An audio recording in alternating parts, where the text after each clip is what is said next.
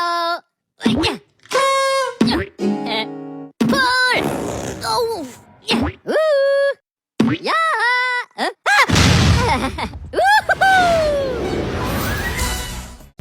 Assalamualaikum warahmatullahi wabarakatuh. Perkenalkan, nama saya Najwa Argia Priantono dengan NPM 2403301114 dari Fakultas Teknik dan Sains Prodi Teknologi Pangan.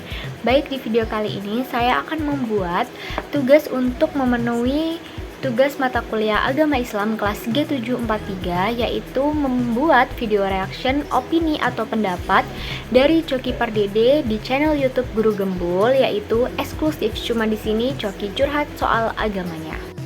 Baik, sesuai ketentuan yaitu saya akan memberikan 3 pernyataan dari Coki Pardede dan saya akan memberikan reaction ataupun opini dan pendapat saya terhadap pernyataan Coki Pardede. Yang pertama yaitu kenapa pilih ateis gitu? Jadi kalau gua pribadi gua tidak menjadi spokespersonnya orang-orang ateis yang ada di Indonesia. Kalau gua secara pribadi sebenarnya karena proses pemikiran secara panjang yang akhirnya membuat gua menyimpulkan bahwa sepertinya ateisme itu adalah yang paling dekat dengan kebenaran yang gua pahami. Maksud ateisme itu adalah penyangkalan terhadap kekuatan supranatural yang menguasai dunia gitu, atau gimana? Betul. Karena definisi ateisme gua adalah menolak klaim dari berbagai macam kepercayaan atau kepercayaan apapun yang mengatakan bahwa ada sebuah pribadi yang menciptakan kita dengan segala macam sifat dan doktrinnya. Nah, menurut saya, pandangan sebagai orang Muslim, keyakinan kepada Tuhan Yang Maha Esa, yaitu Allah, merupakan fondasi utama dalam akidah, yaitu keimanan. Islam mengajarkan tauhid, yaitu meyakini bahwa Allah adalah satu-satunya pencipta, penguasa, dan pemelihara alam semesta. Keyakinan ini tidak hanya didasarkan pada teks-teks suci Al-Quran dan hadis, tetapi juga pada tanda-tanda kebesaran Allah yang terlihat di alam semesta.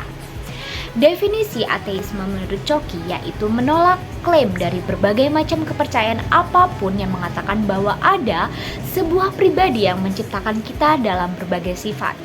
Nah, ini bertentangan dengan konsep tauhid dalam Islam. Islam tidak hanya meyakini adanya sang pencipta, tetapi juga meyakini adanya sifat-sifatnya, yaitu Asmaul Husna yang menggambarkan kebijaksanaan, kasih sayang, dan kekuasaannya. Bagi seorang muslim, pilihan menjadi ateis mungkin dipandang sebagai kehilangan petunjuk, yaitu hidayah. Namun, Islam juga mengajarkan cara menyikapi hal ini dengan bijaksana. Nah, langsung aja nih kita lanjut ke pernyataan kedua Coki Pardede. Makanya istilah gue tuh buat orang-orang, ini bercandaan ya. Bercandaan gue buat orang-orang yang terlalu fokus ke tanda kutip akhirat. Mereka tuh hidup untuk mati. Bukan hidup untuk hidup gitu.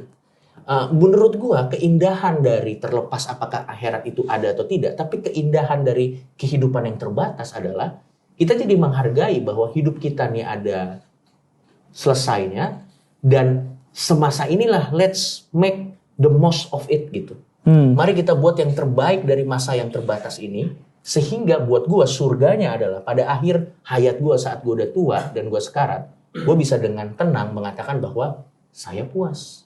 Banyak ajaran agama yang memang menekankan pentingnya kehidupan setelah mati, yaitu akhirat, dan menjadikan kehidupan di dunia sebagai persiapan untuk kehidupan yang abadi tersebut. Dalam konteks ini, hidup untuk mati bukan berarti mengabaikan kehidupan dunia, tetapi lebih kepada menjalani hidup dengan nilai-nilai kebaikan, amal, dan persiapan spiritual untuk kehidupan selanjutnya. Justru, bagi orang beriman, pemahaman tentang akhirat memberi makna lebih dalam pada kehidupan, mengarahkan tindakan dan moralitas sehari-hari. Pernyataan tersebut bisa dianggap sebagai kritik terhadap mereka ataupun kita yang terlalu fokus pada kehidupan setelah mati sehingga mengabaikan kenikmatan, pengalaman, dan makna hidup di dunia ini. Pada akhirnya, bagaimana seseorang memaknai hidup dan mati adalah hal yang sangat personal dan dipengaruhi oleh latar belakang budaya, pendidikan, pengalaman hidup, dan keyakinan pribadi. Nah, akhirnya kita sampai di pernyataan Coki Pardede yang terakhir, yaitu yang ketiga. Setiap orang ateis punya definisi yang berbeda kalau ditanya jawaban seperti ini. Kalau jawaban gua mengacu sama hukum kekekalan energinya Einstein. Bahwa energi itu tidak bisa dimusnahkan, hanya bisa pindah dari satu massa ke bentuk yang lain. Tolong dikoreksi kalau gua salah ya, gua nggak sepinter itu juga sebenarnya. Jadi gua percaya, apakah Coki Pardede sebagai energi akan kekal berdasarkan hukum kekekalan energi? Iya. Pernyataan Coki Pardede yang ini yaitu mengaitkan konsep akhirat dengan teori kekekalan energi dari Albert Einstein menunjukkan pendekatan yang unik. Dalam fisika, hukum kekekalan energi menyatakan bahwa energi tidak dapat diciptakan atau dimusnahkan, melainkan hanya dapat berubah bentuk. Misalnya, energi kimia dalam makanan menjadi energi kinetik saat kita bergerak, atau energi panas saat tubuh mencerna makanan. Dalam perspektif agama Islam, konsep akhirat dan kekekalan jiwa memiliki dasar yang sangat jelas nih dalam Al-Quran dan hadis. Dalam Islam, kehidupan di dunia dianggap sebagai ujian atau persiapan menuju kehidupan yang abadi di akhirat. Konsep akhirat mencakup kehidupan setelah mati, termasuk alam kubur, hari kebangkitan, hisab, surga, dan neraka. Ruh atau jiwa adalah kekal, bukan dalam pengertian energi fisik nih guys, tetapi sebagai entitas spiritual yang diciptakan oleh Allah. Setelah kematian, ruh tidak musnah, tetapi memasuki alam barzah, yaitu alam kubur hingga datangnya di hari kiamat. Pada hari kiamat, setiap ruh akan dibangkitkan kembali bersama jasadnya untuk dihisap dan diberikan balasan sesuai amal perbuatannya di dunia. Surga dan neraka bersifat kekal, di mana orang-orang beriman dan beramal solih akan mendapatkan kebahagiaan abadi di surga. Sedangkan orang-orang yang kafir dan berdosa besar tanpa taubat akan mendapatkan siksa neraka.